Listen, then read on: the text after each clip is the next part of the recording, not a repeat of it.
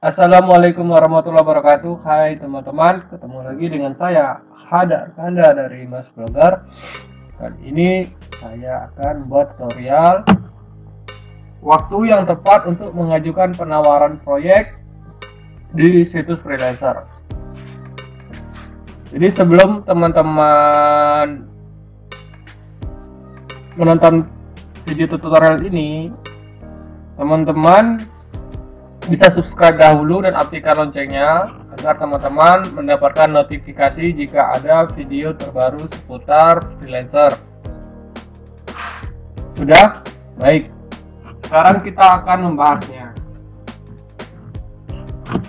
Ada beberapa situs yang saya rekomendasikan untuk teman-teman berburu proyek.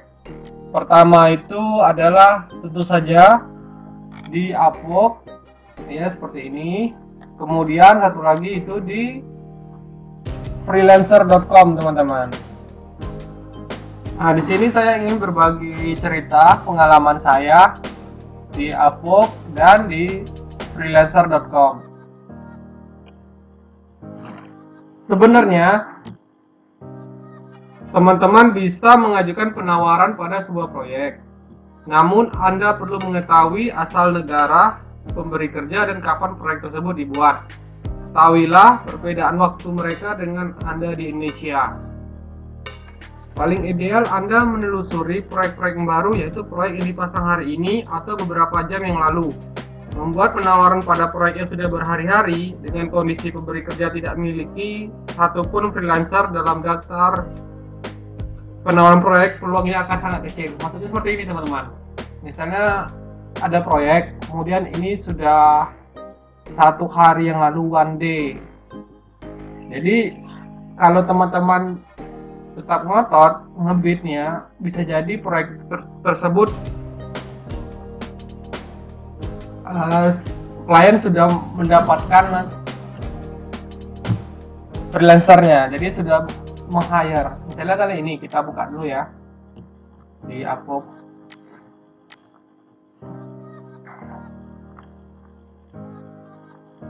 Lagi loading. Nah, seperti ini. Nah, kalau seperti ini kan ini baru sebentar nih, teman, 27 menit yang lalu.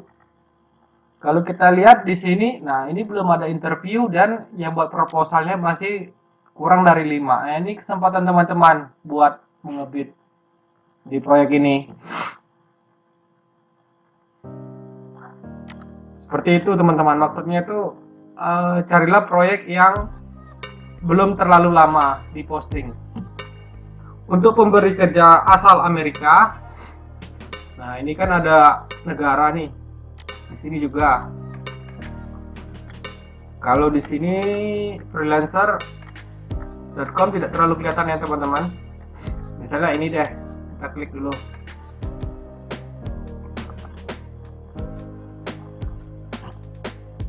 Nah, ini asal kliennya dari Amerika. Di posting baru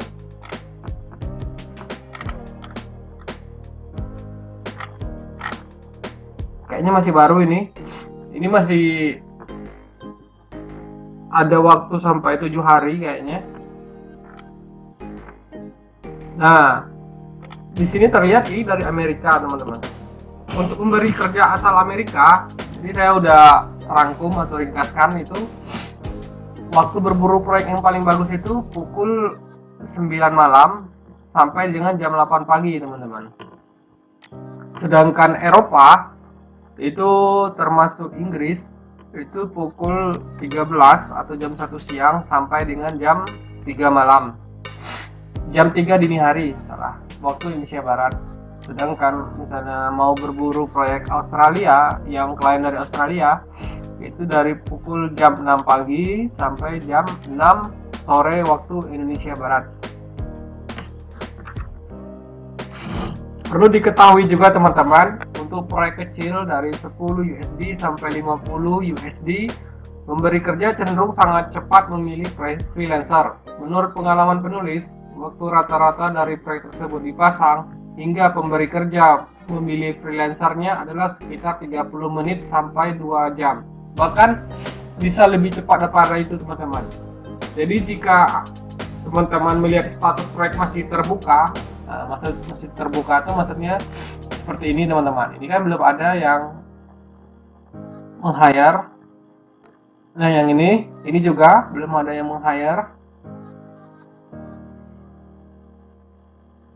Setelah lebih dari 2 jam, bisa jadi saat itu sedang berlangsung diskusi antara pemberi kerja dengan seorang freelancer, tetapi belum mencapai kesepakatan untuk cakupan pekerjaan, harga, dan waktu pengerjaannya. Anda bisa saja mencoba memasang penawaran di proyek tersebut, tetapi bisa jadi itu percuma. Karena biasanya, begitu pemberi kerja sudah memulai diskusi dengan seorang freelancer secara detail, pemberi kerja tersebut cenderung memberikan proyeknya kepada freelancer tersebut. Maksudnya gini teman-teman, misalnya teman-teman ngebid nih buat proposal. Ini kan kliennya bisa jadi yang sudah ngebid ini dia sudah setting teman-teman. Tapi saya lihat di sini belum ada interview. Nah kalau belum ada seperti ini sih bisa jadi kesempatan teman-teman untuk mengebidnya. Sedangkan kalau di freelancer.com itu tidak terlihat apakah dia sudah interview atau tidak. Jadi alangkah baiknya jika teman-teman itu mengebid, itu pastikan proyek yang teman-teman buat itu masih baru teman-teman. Nah misalnya seperti ini.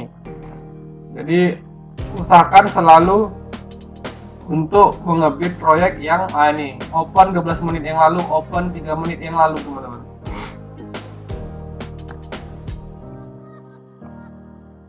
Balik lagi sini, karena biasanya begitu pemberi kerja sudah mulai diskusi dengan seorang freelancer secara detail, pemberi kerja tersebut cenderung memberikan proyeknya kepada freelancer tersebut.